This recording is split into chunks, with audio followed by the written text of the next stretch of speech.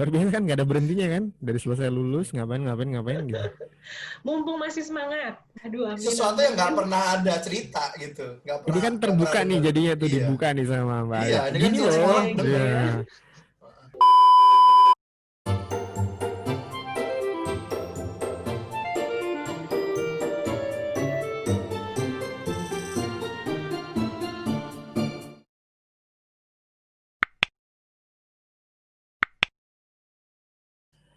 Halo. Halo Hai. semuanya, halo. Hai, ketemu lagi. Oke, hari ini podcast Yo Perdami yang ketiga. Yang ketiga, Tetap bersama saya Alba dan ini rekan saya Banu yang beda tamunya. Udah lambe-lambe, Ban. Wah, gimana nih? lama Hai. lama-lama orang curiga nih sama kita berdua, Mbak. Loh, apa curiganya kok kamu seuzon sih? Kenapa kok ada curiga-curiga? iya. Iya, enggak, pokoknya kan kalau podcast kita kan kayak brightness-nya nambah gitu karena bening semua isinya. Nggak apa-apa, ini nunjukin Dokter Mata. Oh iya, oke. Kece bos. Kenalin Benar, dulu. iya. Lu ngomongin siapa nih? Nggak Iya, makanya dikenalin. belum kenalin Iya loh. loh. Alba Oke. gimana Siapa sih? ya? Kita kenalin dong ini beliau The one satu and ini. the one and only loh ini. Iya, Dokter Masa? Alia Arianti. Duh, Terima makasih loh kasih. udah diajak hari ini Spesialis mata. podcast. Terima Gimana? kasih Dokter Alia sudah berkenan hadir di Kita mau acara kenalin lengkap, tapi podcast. nanti kita nih mau kenalin lengkap, tapi biar aja nanti intinya nih khusus nih ya, khusus buat spesial buat Mbak Alia nih, Dokter Alia. Biar nanti dia memperkenalkan dirinya lebih lengkap aja. Kita kasih buka-bukanya dulu aja nih, Dokter Alia Arianti. Ih, kan? Mantap pokoknya. Benar. Kita mulai nanti ya. Jadi khusus buat hari ini kita nih mau ngulik guys, ngulik beliau ini. Beliau ini adalah spesialis mata di Jakarta. Nah, ini spesial banget, dia peminatannya di neuroftalmologi. Nanti kita pengen tahu ini pengalaman-pengalaman beliau nih. Ternyata nggak beda jauh loh Ban sama kita Ban. Iya, Katanya, benar. tapi luar biasa. Nanti tadi sempat nanya-nanya sedikit nih di belakang. Yeah. Wah ternyata kece banget Ban. Wah ini mesti jadi contoh ini biar teman-teman YO lain punya semangat yang sama. Panutan gue. Gitu. Bener banget, Mbak. Jadi kan malu aku tuh. Kabur ah. Jadi kan bulan ini sesuai temanya masih berbau fellowship di oftalmologi. Nah, jadi kita spesial ngundang Dokter Alia. Dokter Alia ini bekerja di neurooftalmologi di Jakarta Eye Center ya, Dokter Alia. Nah, Dokter Alia ini ahli banget di bidang neurooftalmologi. Jadi sebenarnya kita pengen bawa ya bisa dibilang kenalin lagi atau explore lebih tentang subdivisi neurooftalmologi itu sih. Itu ya, Mbak. Iya, yang pasti. Oke, apa nih yang pengen diketahuin tentang dari awal dulu. Disclaimer. Bukan cerita dulu. ahli, belajarnya di neuroftalmologi aja. Masih banyak yang lebih ahli di luar sana. Saya mah cuman Ya. rumah pengginang. Sebelum sampai ke sana, kita mau kenal lebih deket nih sama Gimana? Mbak Alia. Pengen dong dikasih tahu, diceritain nih Mbak Alia. Mbak Alia itu angkatan berapa? Kemudian selesai pendidikan spesialis kapan? Habis itu ngapain aja? Terus sama gitu. Pelan-pelan deh. Okay. Kita pengen kenal dulu deh nih. Jadi perkenalan dulu ya secara personal. Monggo, silakan. Siap. Saya tuh dari nama ya tetap ya. Nama saya tuh Alia Arianti. Saya dokter spesialis mata yang saat ini bertugas di JSC Eye Hospital and Clinics di bidang neurooftalmologi. Nah, saya tuh sebenarnya lulus bukan lulus FK, angkatan FK-nya itu FKUI 2004, jadi lulusnya tahun 2010. Nah, setelah lulus tuh saya sempat magang lah sebentar, 3 bulan apa 6 bulan di Dekanat UI, terus langsung lanjut ambil spesialis mata di UI juga. Jadi aku itu masuk mata bulan Juli 2011. Nah, selesainya itu waktu itu di wisudanya di awal 2016. Lalu sejak itu saya langsung bertugas di JEC, awalnya dari fellow internal dulu gitu. Nah, di JEC ini di akhir 2016 saya berkesempatan dapat short term observership di Perancis. Waktu itu untuk mendalami baik ERG VEP, jadi elektrofisiologi, dan juga NO waktu itu. Nah, tahun depannya lanjut lagi fellowship di Jepang, dan alhamdulillah dilanjutkan lagi tahun depannya di Taiwan waktu itu. Dan yang terakhir itu, alhamdulillah saya dapat kesempatan untuk beasiswa dari ICO yang ICO fellowship 3 bulan. Nah, itu tuh, Mbak. Sedap. Yang terakhir tuh dikulik tuh ya. Boleh apa? Luar biasa kan, nggak ada berhentinya kan? Dari selesai lulus ngapain gitu.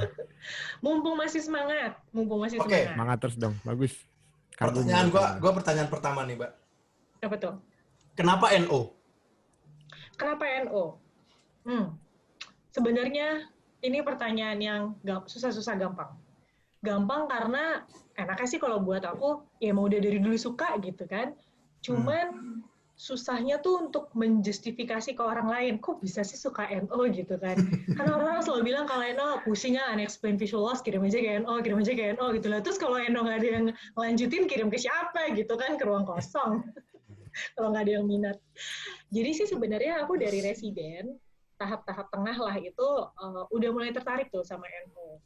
Terus waktu aku jadi residen di pertengahan tahap-tahap akhir lah, itu aku dikasih kesempatan untuk bantuin jadi panitia salah satu pertemuan NO Asia Pasifik di Bali.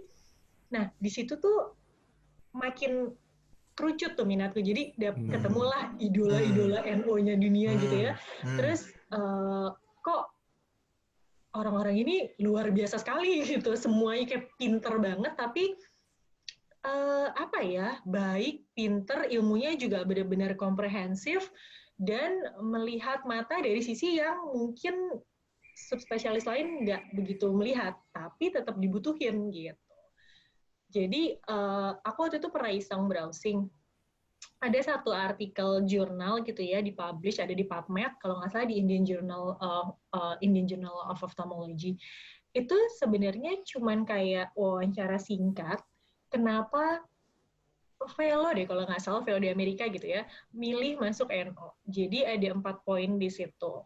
Yang pertama adalah, mungkin ini satu-satunya bagian subspesialis mata yang we're not only saving sight, but we're also saving lives. Karena banyak hal-hal yang life threatening, tapi manifestasi pertamanya itu adalah NO. Nah, dari situ aja mungkin memang nggak tahu ya, mungkin aku dari dulu suka mikir kali ya, apa gimana, nggak tahu ya. Cuman dari situ aja udah, oke, ini menarik. Dan poin kedua di situ, you got to be the unsung hero. Apa itu maksudnya? Jadi, kayak tadi yang aku bilang, NO tuh sering banget terima pasien, nggak tahu nih kenapa, udah explore aja gitu. Yang pasiennya butuh jawaban, udah jajan dokter banyak banget, dan nggak tahu kenapa gitu. Jadi, bukan tentang masalah ini bisa disembuhkan atau enggak, tapi untuk pasien dapat jawaban, sebenarnya saya tuh kenapa sih dok, itu aja dia belum dapat gitu kan. Nah, itu suatu, menurut aku ya, role yang penting dari seorang neuro-ophthalmologist juga gitu, untuk memberikan jawaban ke pasien. Apa sih sebenarnya yang dialami dia. Terus yang ketiga poinnya adalah kasusnya nggak ada yang standar. Kasusnya benar-benar nggak ada yang standar. There's istilahnya there's no ordinary day for us, karena setiap hari kita berhadapan sama pasien, ya kadang masalahnya optic nerve, kadang masalahnya ocular motility. Kadang masalahnya apa? Higher facial function disorder. Jadi itu sesuatu yang kayak di otak udah harus tek tek tek tek.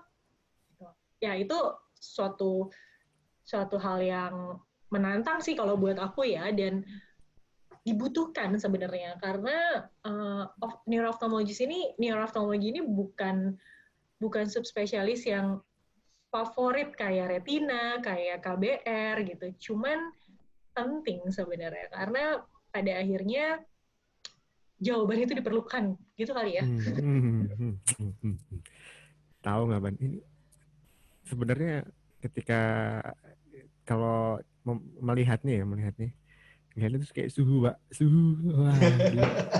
Suhu badan termometer. Bukan, suhu tuh master gitu, Bale maksudnya. Jadi ngelihat, wow, luar biasa sih motivasinya gitu ya, motivasinya beliau nih.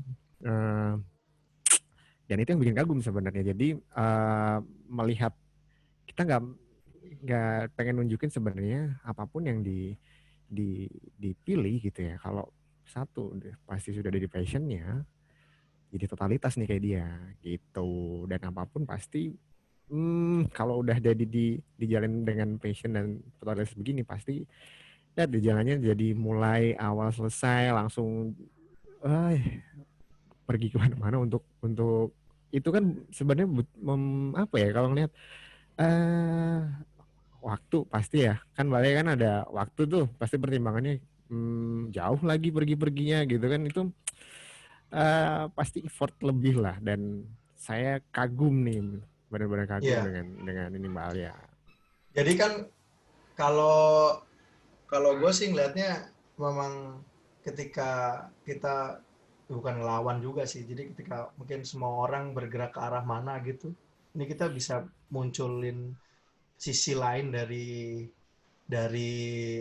ya katakanlah potensi kita gitu ya, yang benar-benar orang lain nggak bisa. Nah itu yang spesialnya dari situ sih.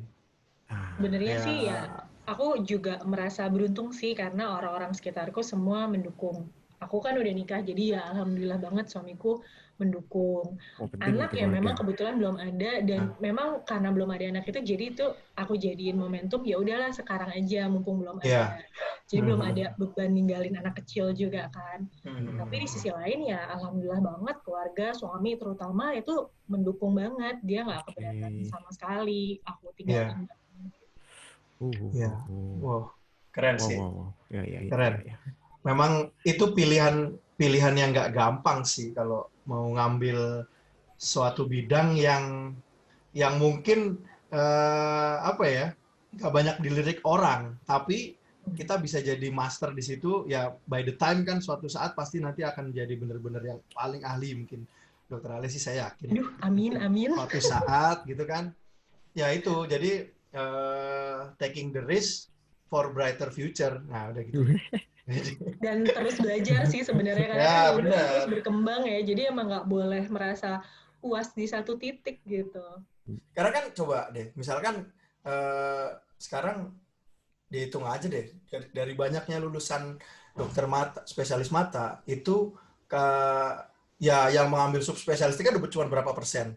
Dari subspesialistik aja coba dihitung yang ambil NO berapa persen kan. Nah itu bisa kelihatan datanya kan. Nah itu jadi makanya deh.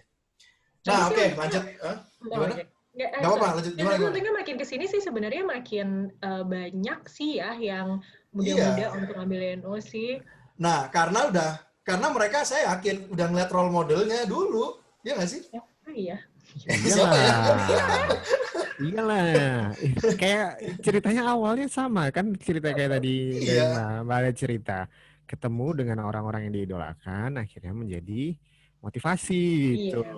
Dan kita menyebarkan hal positif nih di sini. Jadi apapun yang dipilih kalau benar-benar apa namanya ya passion dan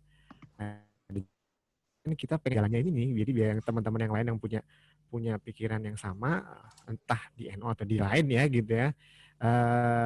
Ada gitu loh caranya gitu nah di iya benar ya. Dan kalau kita sebagai junior gitu itu kan kadang-kadang kita nggak mengambil suatu bidang bukan karena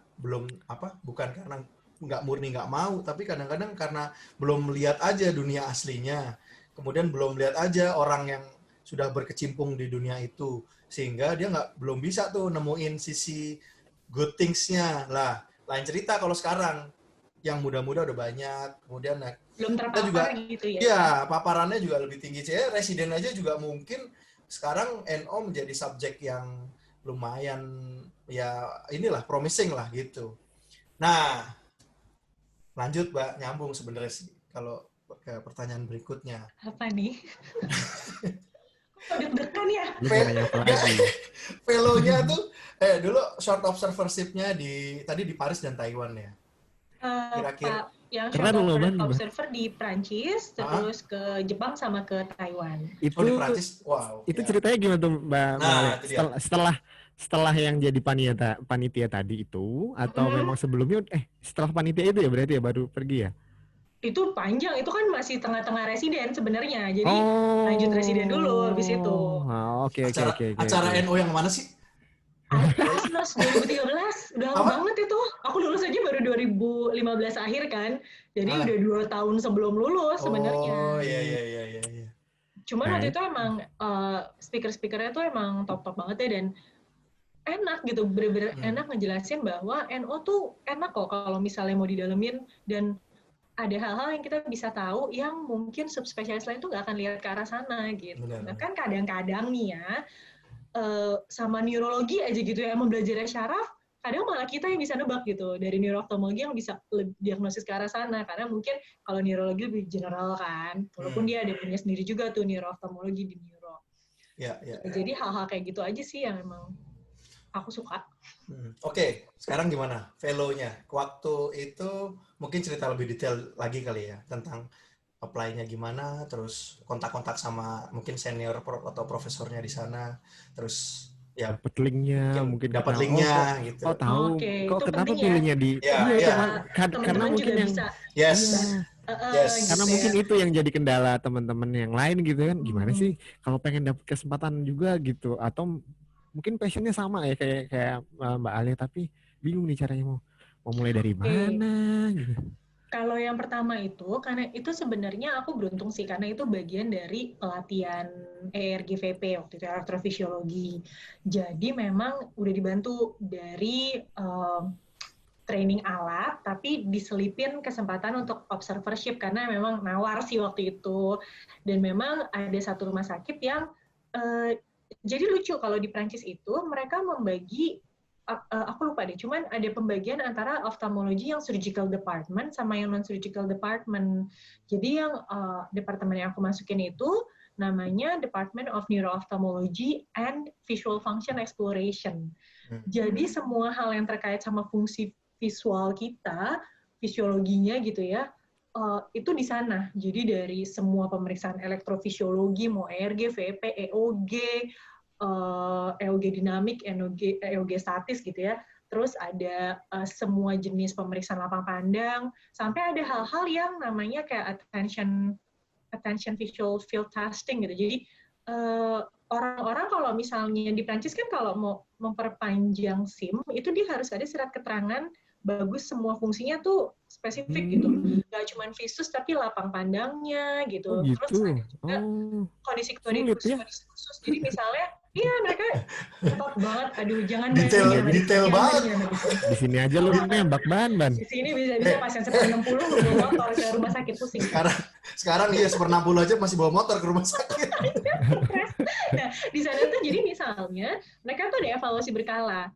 Setiap ada hal yang ditemukan nggak normal dari DMV-nya sana, jadi apa ya namanya? DMV, kalau di Amerika kan istilahnya DMV. Di sini apa ya istilahnya ya? Yang tempat bikin SIM lah.